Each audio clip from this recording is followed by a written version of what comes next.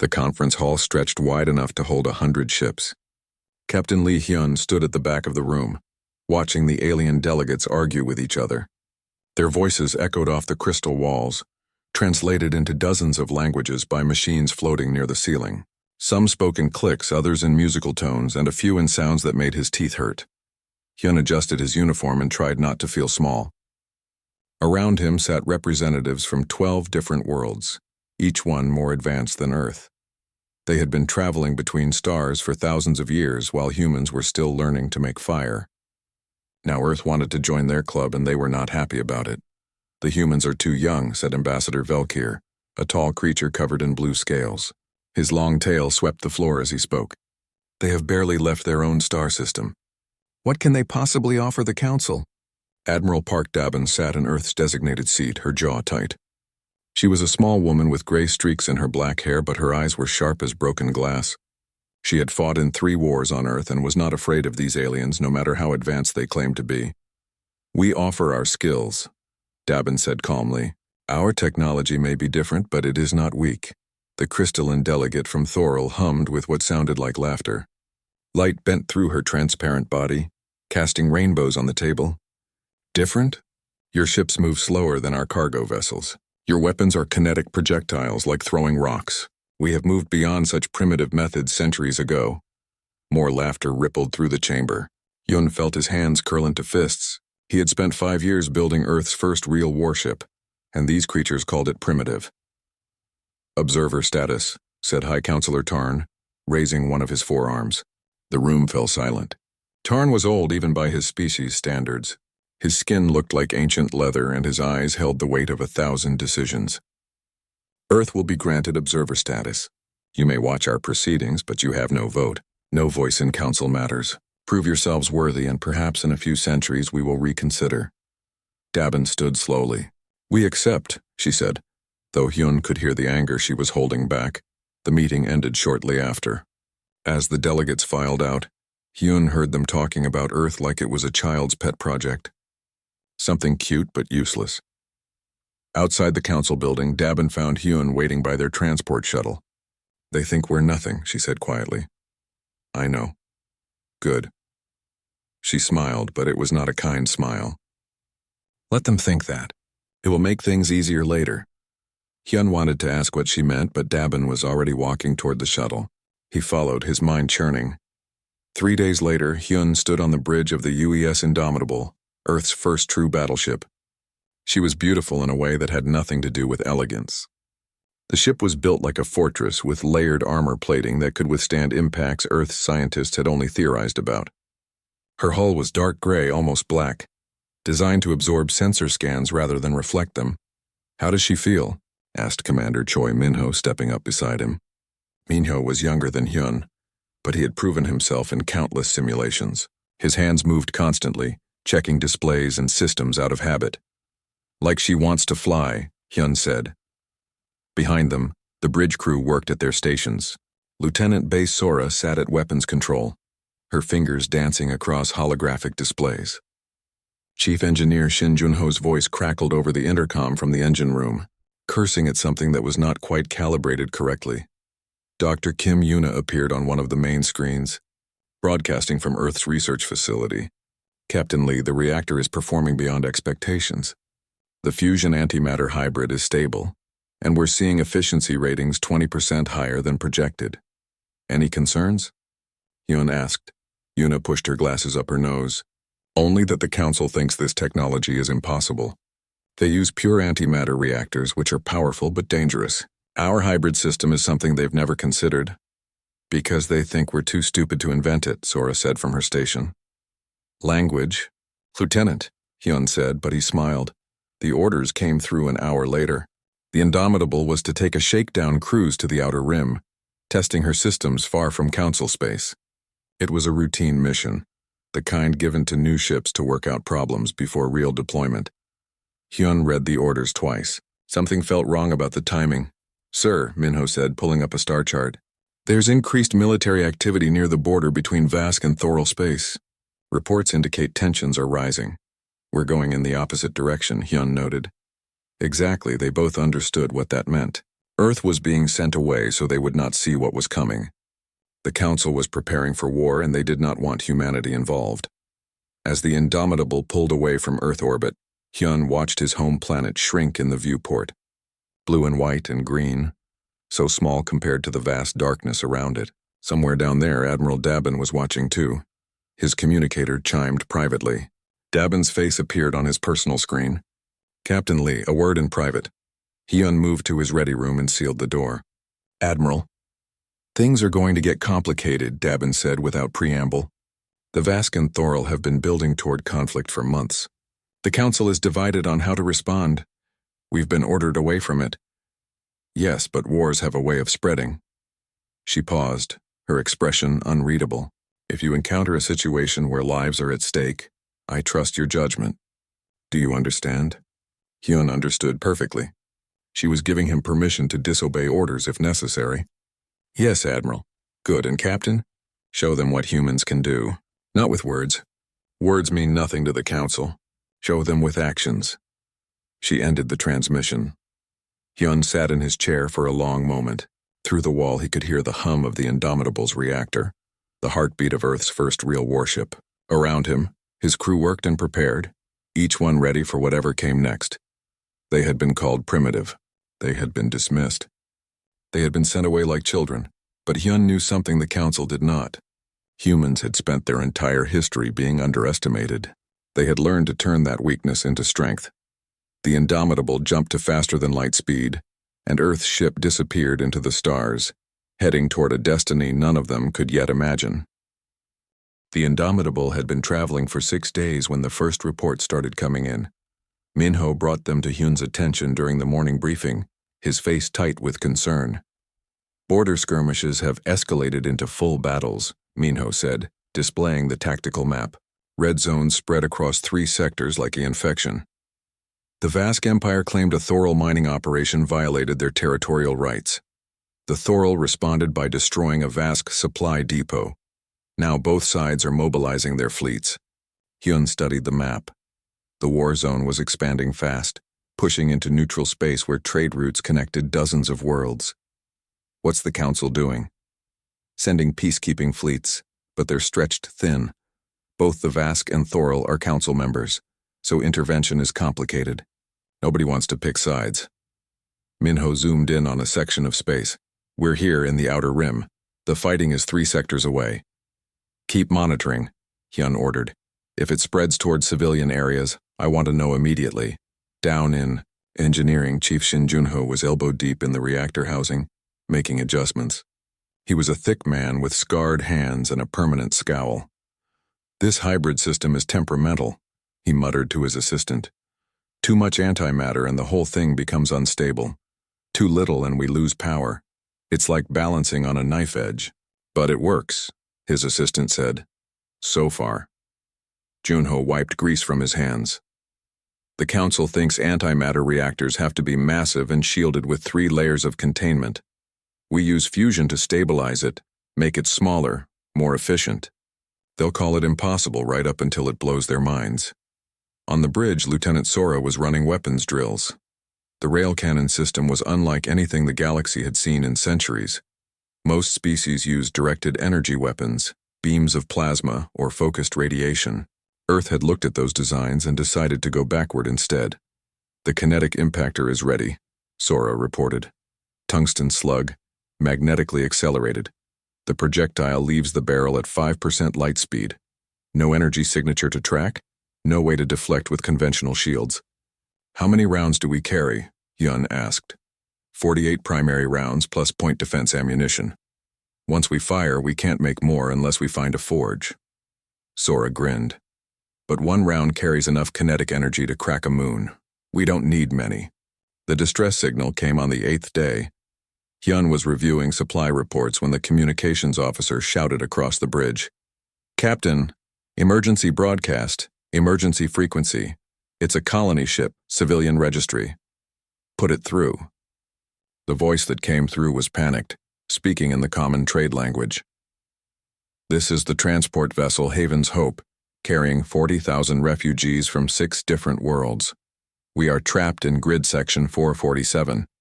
Both Vask and Thorol fleets are converging on our position. We have families, children. Please, anyone who can hear this, we need help. Hyun felt his stomach drop. Minho, get me their exact location.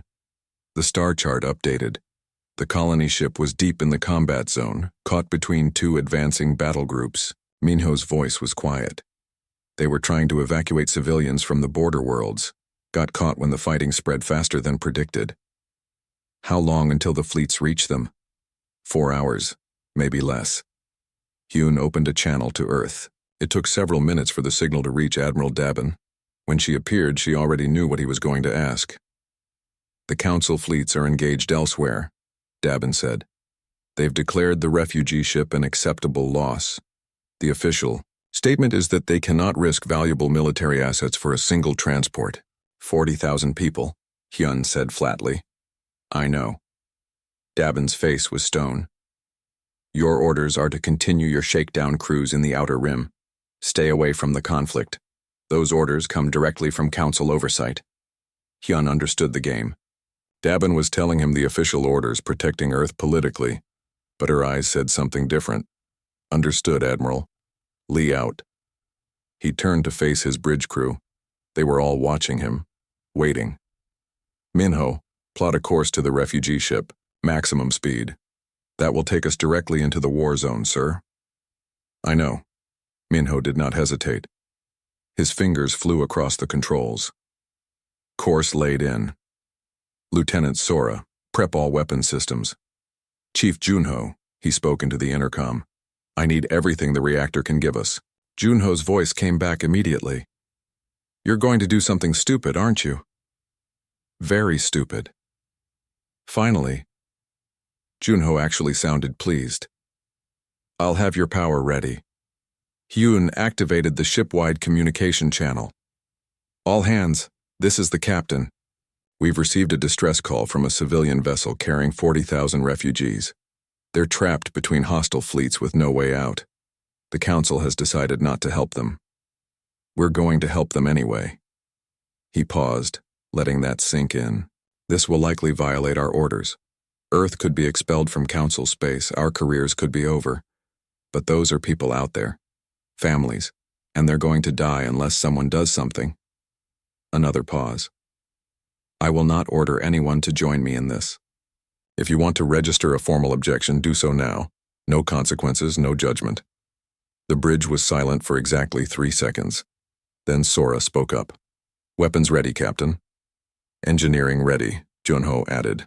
Navigation ready, Minho said. One by one, every station reported ready. No objections, no hesitation. Hyun felt something in his chest tighten. Pride, maybe. Or fear. Then let's go get them. Minho, jump. The Indomitable's FTL drive engaged, and space twisted around them. The stars stretched into lines, and they disappeared from the outer rim. Back on Earth, Envoy Han Ji-woo received notification of the Indomitable's course change.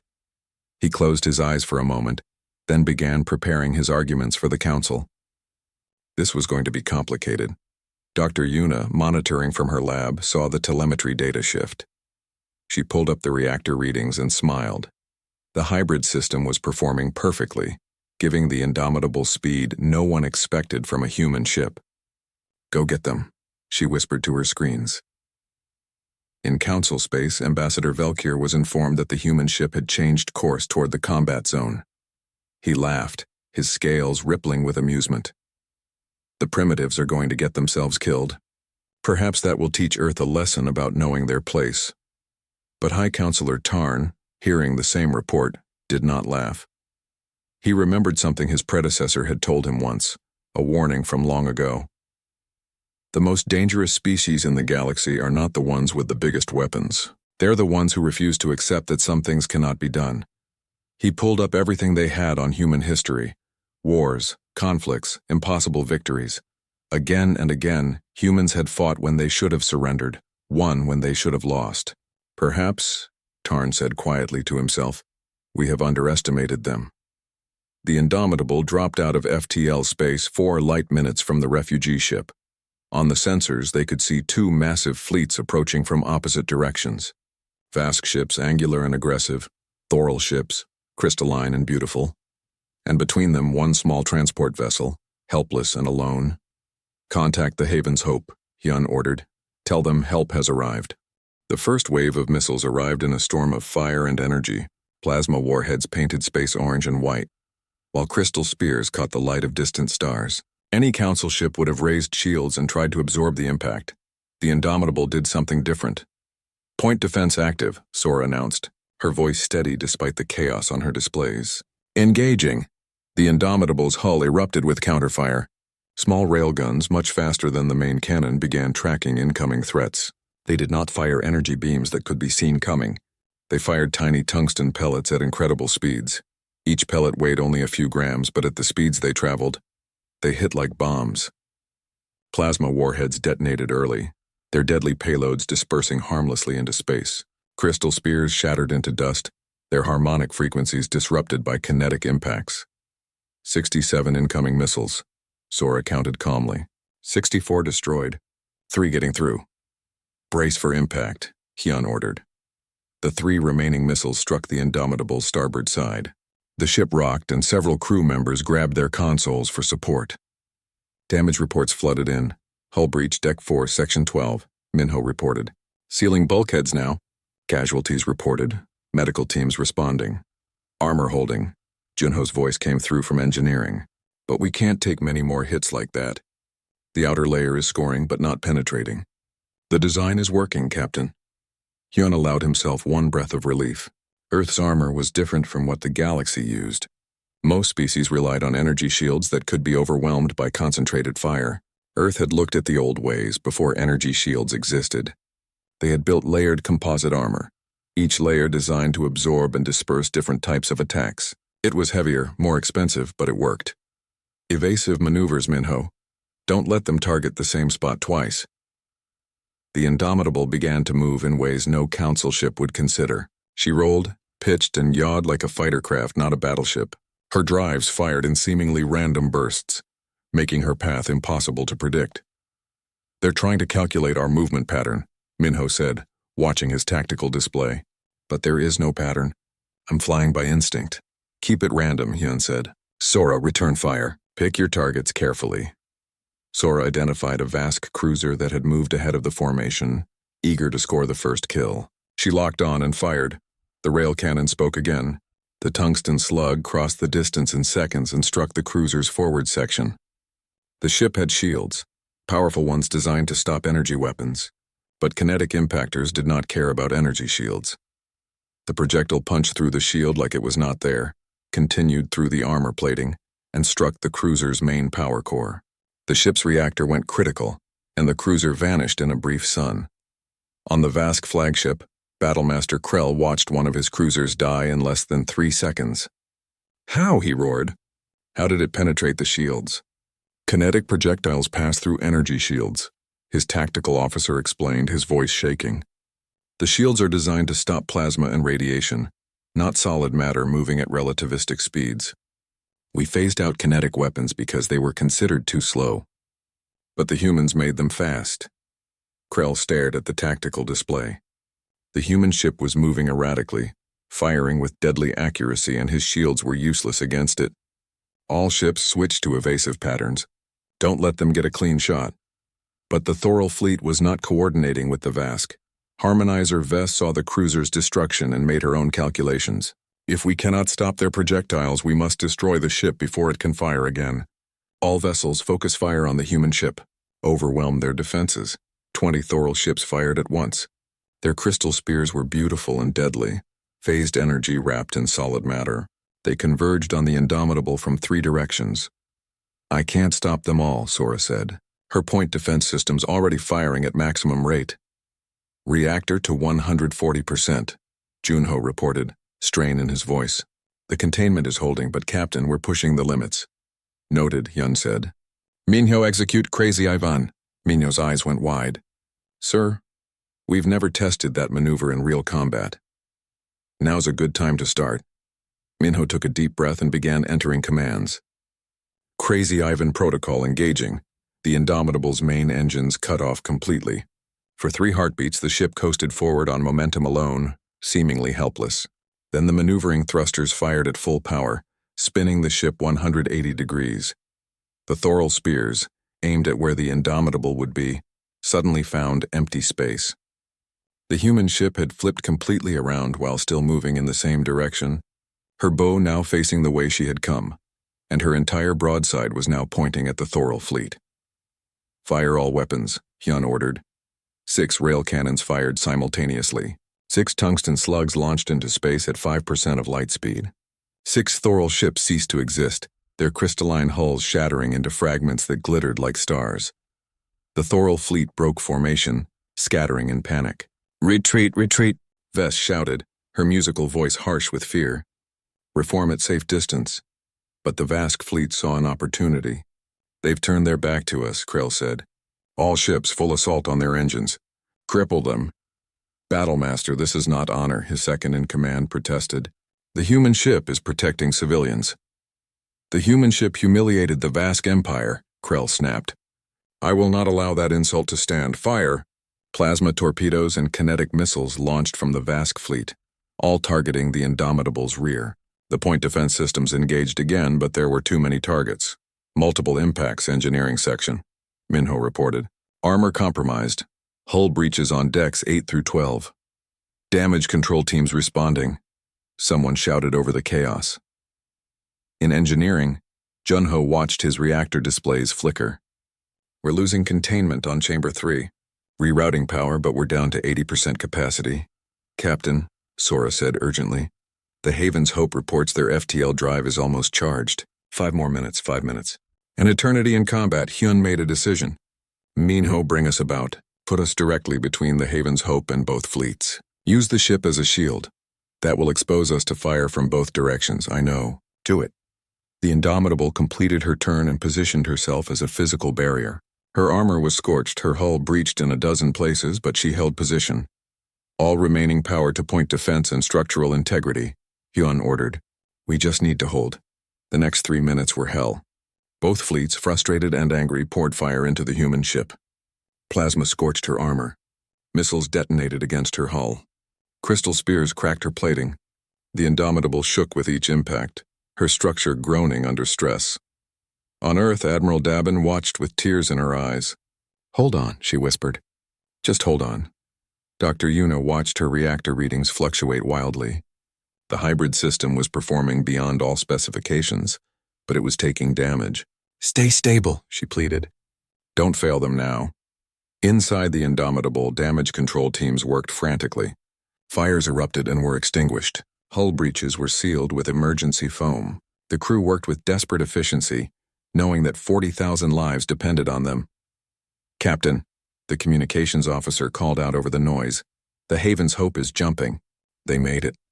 On the view screen, the massive refugee ship flickered and vanished into FTL, escaping to safety. "All hands, prepare for retreat," Hyun ordered. "Minho, get us out of here."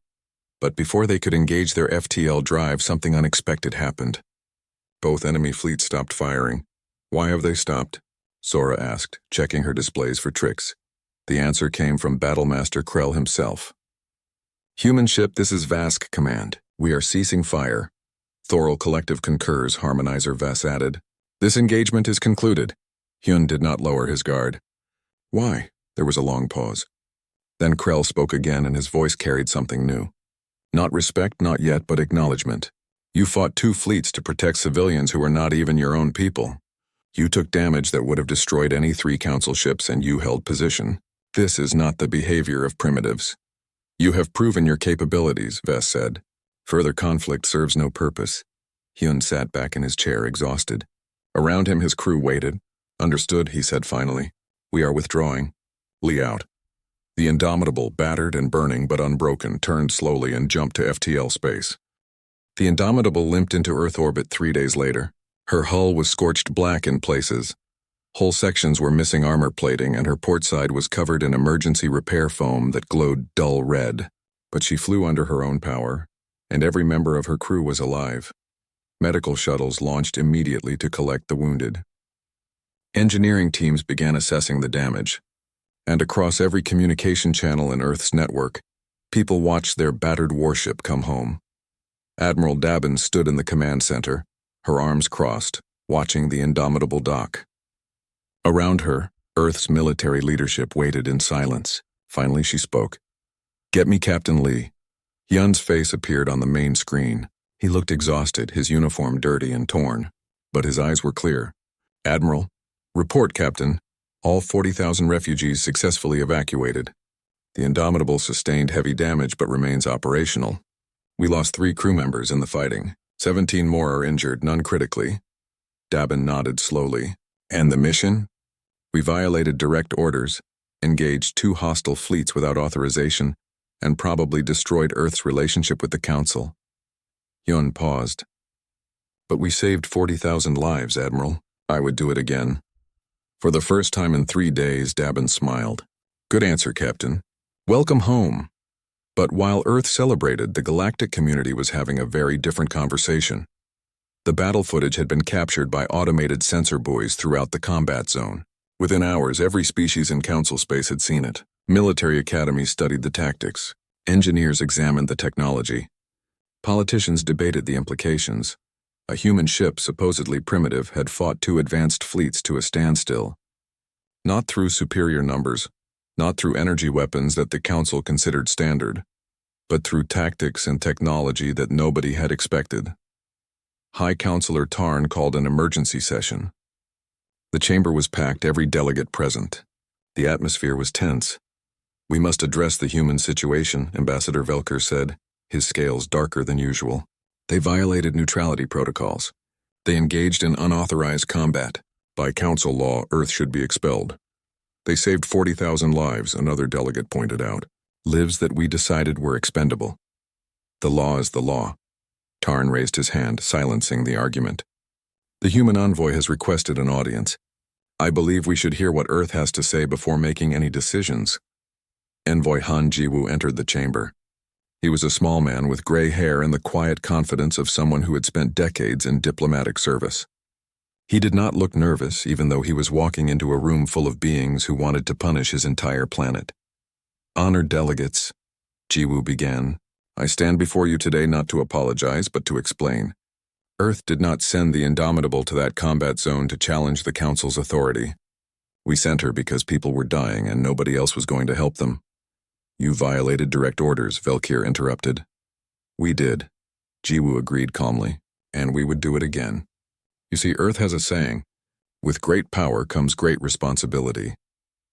We may be new to the galactic stage, but we already understand something that perhaps the Council has forgotten. Having advanced technology means nothing if you do not use it to protect those who cannot protect themselves." Murmurs ran through the chamber. Some delegates looked angry. Others looked thoughtful. "Your ship engaged 2 Council member fleets," another delegate said. "You could have started a larger war." "Both fleets attacked a civilian vessel," Jiwoo replied. "By Council law, that makes them war criminals.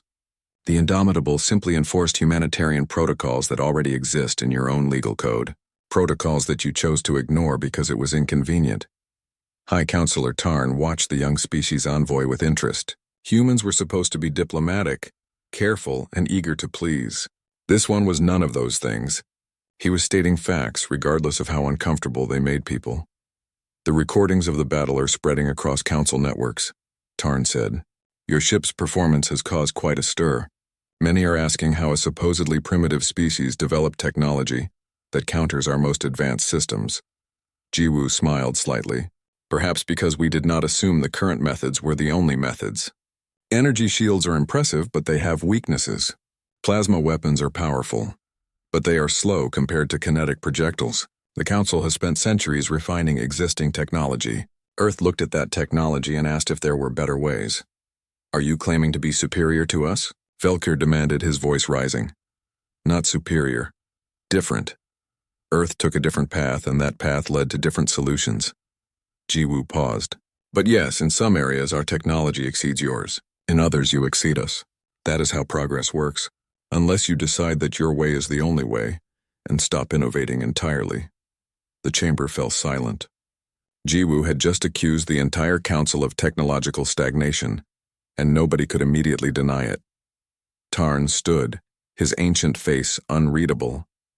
"The Council will vote on Earth status. Those in favor of expulsion?"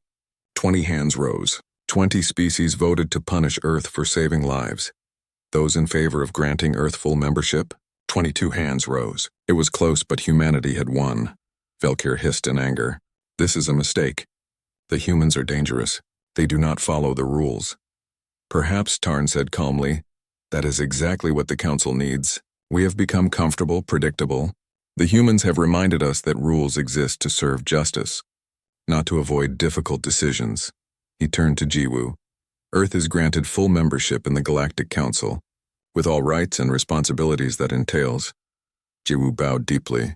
We are honored, and we promise to bring our perspective to Council discussions. I have no doubt you will, Tarn said dryly. Back on Earth, the news spread quickly. Humanity was no longer an observer. They were full members of galactic civilization. Captain Lee Han, recovering in medical, watched the announcement with his crew. We did it, Sora said, grinning despite her bandaged arm. We saved 40,000 people and changed galactic politics, Minho added. Not a bad week's work. Junho, his hands wrapped from burns, just grunted. We also destroyed half the ship. I'm going to be rebuilding her for months. She held together when it mattered, Hyun said quietly. That is all we could ask. Admiral Dabin visited later that day. She found Hyun staring out a window at Earth shipyards where construction crews were already at work. 12 more ships, Dabin said, following his gaze. Same class as the Indomitable, but with improvements based on what we learned. The Council has requested technology exchanges and 3 species want defensive alliances with us. We're not primitives anymore, Hyun said. We never were. They just needed proof. Dabin handed him a data pad. Fleet Admiral Ro Jamin is arriving tomorrow with the Rapid Response Flotilla. They want to discuss strategies with you. Apparently everyone wants to learn how we fought. Hyun took the pad but did not look at it. Admiral, we got lucky. If those fleets had coordinated their attacks, if they had not been so confident, we would have lost. But they were confident. They underestimated you, and that was their mistake, not your luck. Dabin turned to leave, then paused. The Council spent centuries assuming their way was the best way. They stopped questioning, stopped innovating. Earth just showed them what happens when you never stop trying to improve. That is our real strength, Captain. Not our weapons or our ships. Our willingness to do things differently. After she left, Hyun stayed at the window watching the shipyards. The keel of a new ship was being laid, larger than the Indomitable. The U.S. Defiant, the datapad said. She would be faster, stronger, and better armed. But more than that, she was proof. Proof that humanity belonged in the stars. Proof that being underestimated could be turned into an advantage. Proof that sometimes the right thing to do was to break the rules. Dr. Yuna contacted him later with reactor performance reports. The hybrid system performed 30% beyond specifications during the battle. The Council's reactor designers are requesting meetings. They want to understand how we stabilized antimatter with fusion. Will you share the information? Hyun asked. Of course. That's how progress works. We share, they share, everyone improves. Yuna smiled on the screen. Besides, they're already working on ideas we haven't thought of. Combining their knowledge with ours will create something better than either species could achieve alone. That night, Hyun gathered his senior staff in the Indomitable's damaged mess hall. They sat around a table that was bolted to the floor, eating reconstituted food that tasted like cardboard, and they laughed. To the Indomitable, Minho raised his glass. The ship that wasn't supposed to work. To the crew that wasn't supposed to survive, Sora added. To the mission we weren't supposed to take, Junho said. Hyun raised his own glass. To proving them wrong. They drank, and outside the window Earth turned slowly in the darkness. Somewhere out there, 12 new ships were being built. Somewhere out there, 40,000 refugees were starting new lives. Alive because one ship had refused to accept that some things could not be done. And across the galaxy, military strategists and political leaders were learning a lesson that humanity had known for thousands of years. The Haven's Hope was a massive vessel, built to carry colonists across the stars. But it had no weapons, no armor, nothing to protect it from military-grade firepower.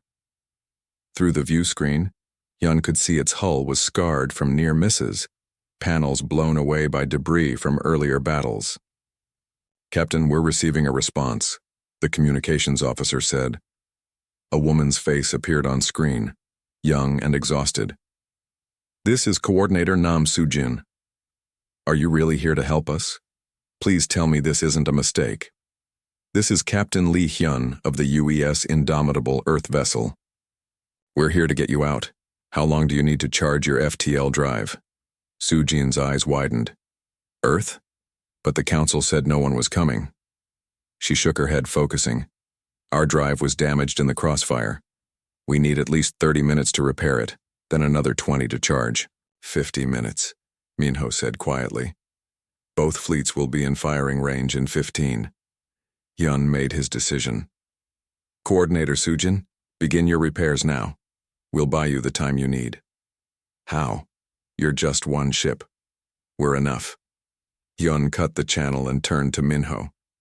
Position us between the Haven's Hope and those fleets. Make us the biggest target they can't ignore. The Indomitable moved forward, her engines burning bright. As she took position, Hyun opened a broadcast on all military frequencies. This is Captain Lee Hyun of Earth to all vessels in this sector. We are claiming humanitarian protection over the refugee ship Haven's Hope under Galactic Preservation Law, Article 7. All hostile actions against civilian vessels must cease immediately. For a moment, there was only silence.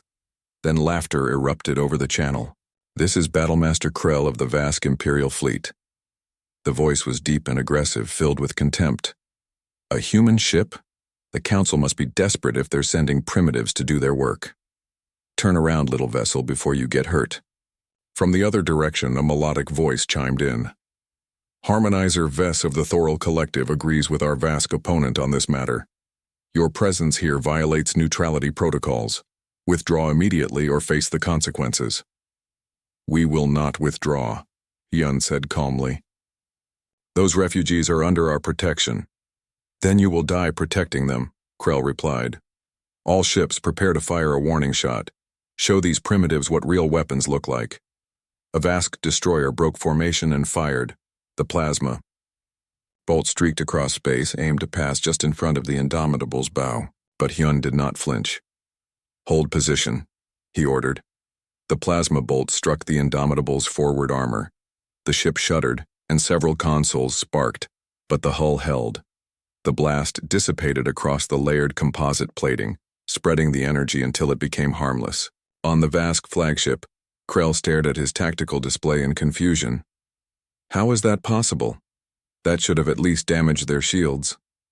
They don't have shields, his tactical officer reported. They're using physical armor, Battlemaster, but it's like nothing in our database. The energy just dispersed. The Thoral fleet was having similar problems. Harmonizer Vess attempted to scan the human ship, but her sensors could not get clear readings.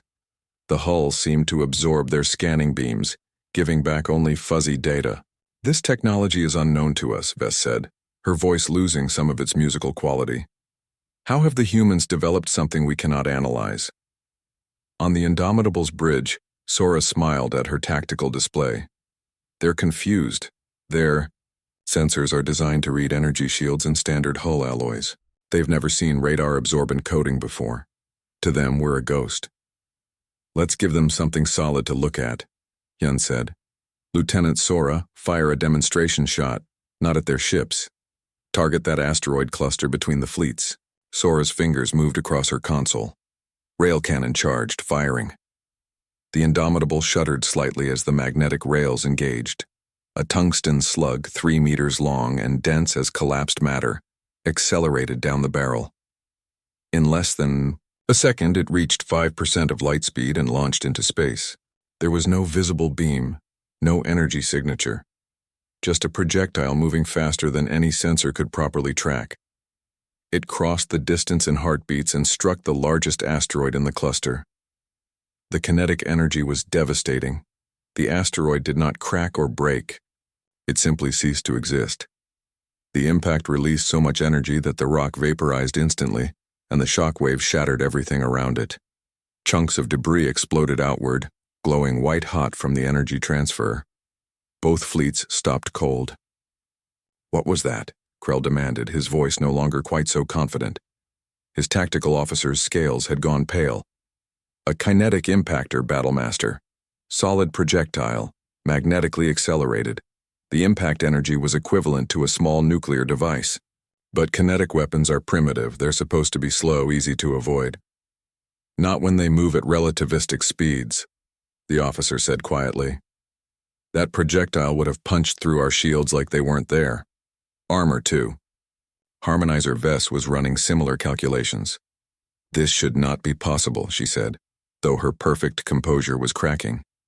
Kinetic weapons require massive energy input. The human ship is too small to generate that much power. Unless their reactor technology is more advanced than ours, one of her subordinates suggested carefully. Vess fell silent. It was an unthinkable suggestion. The Thoral Collective had the most advanced power systems in the known galaxy. To suggest that humans, with their primitive fusion reactors, could exceed that was almost insulting. But the evidence was right in front of her. Resume approach, Krell ordered, trying to sound confident. They only have one shot. They must be out of ammunition now. Battlemaster, we count at least 40 more projectiles in their weapons bay, and we don't know what their point defense systems are capable of. Krell hesitated.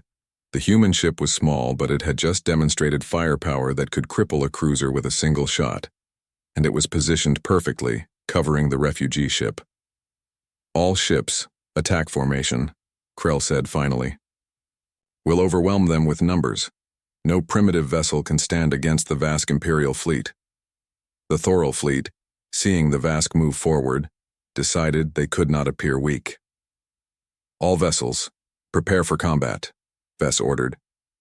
Eliminate the human ship, then secure the refugee vessel. On the Indomitable, alarms began to sound. Both fleets are advancing, Minho reported. We're tracking 67 hostile vessels total. Captain, the Haven's Hope reports repairs are complete, communications said. They're charging their FTL drive now. 20 minutes. Hyun nodded slowly. 20 minutes.